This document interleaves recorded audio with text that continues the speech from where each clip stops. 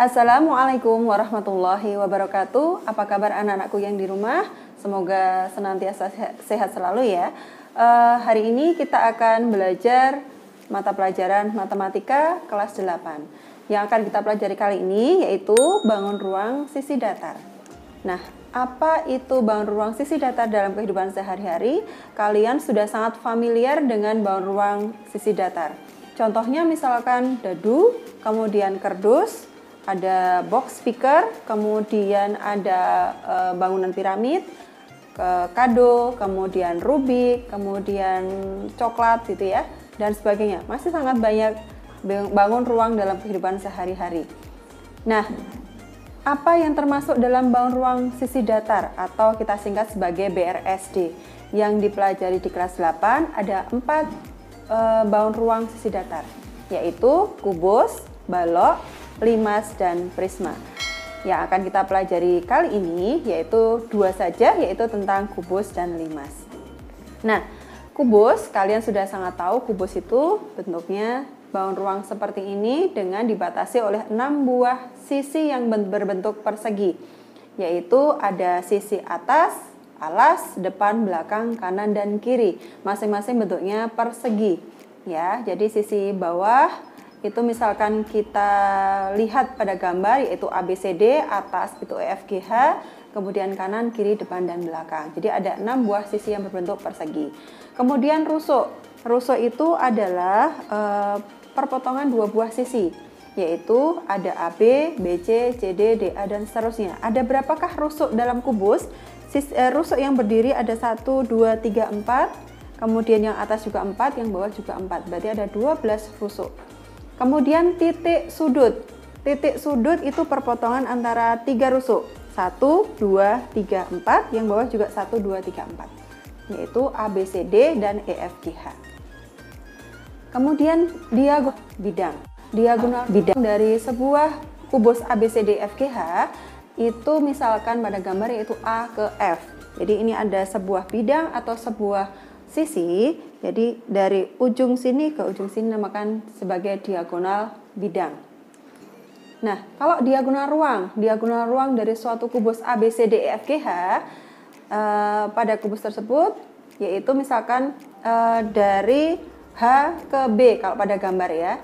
Jadi menembus tengah-tengah kubus tersebut. Itu dinamakan sebagai diagonal ruang. Kemudian kalau bidang diagonal sebuah kubus ABCDFGH pada gambar itu sekarang kita lihat dengan seksama, yaitu misalkan ACGE. Jadi bidang itu atau bidang diagonal itu membagi kubus menjadi 2 ruang yang sama besar. Nah, jadi bidang ACGE disebut sebagai bidang diagonal. Ada nggak bidang diagonal lain? Ada, yaitu misalkan BD, H ke F, dan seterusnya. Nah, sekarang kita pelajari tentang volume kubus. Misalkan sebuah kubus itu mau kita isi gitu ya, maka cara mencari volumenya bagaimana? Volumenya yaitu dengan sisi kali sisi kali sisi. Sisi itu adalah panjang rusuk itu. Misalkan dalam sebuah contoh, sebuah peti kayu yang berbentuk kubus mempunyai panjang sisi 14. Ini masing-masing 14, maka berapakah volume kubus tersebut? Jadi volume kubus kita masukkan sisi kali sisi kali sisi atau 14 cm kali 14 kali 14 gitu, yaitu 2744 cm pangkat 3. Maka volumenya adalah itu. Selanjutnya jika mencari luas permukaan, misalkan kita mau membungkus kado yang kotaknya berbentuk kubus, maka berapakah luas kertas kado yang dibutuhkan? Itu mencari dengan luas permukaan, yaitu 6 kali sisi kali sisi. Kenapa 6? Karena sisinya 6, sisi kali sisi yaitu luas setiap sisinya, karena dia berbentuk persegi. Jadi 6 kali sisi kali sisi.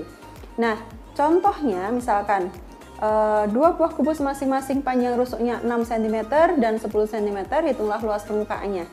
Yang panjang rusuknya 6 cm, tentu luas permukaannya tinggal 6 kali 6 kali 6, yaitu 216 cm persegi. Sedangkan yang 10 cm, ya tinggal 6 kali 10 kali 10, yaitu 600 cm persegi. Sangat mudah ya. Kemudian kalau sekarang kita membahas tentang limas. Nah, kalian sudah tahu limas itu ya, bangun seperti ini, kita sudah sangat familiar, bentuknya seperti piramida di Mesir. Ya, bentuk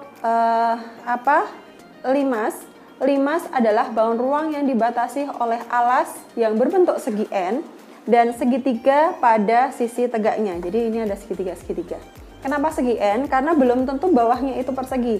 Bisa persegi panjang, bisa segi 5, bisa segi 6 dan seterusnya. Tergantung ya. Oke, unsur-unsur limas.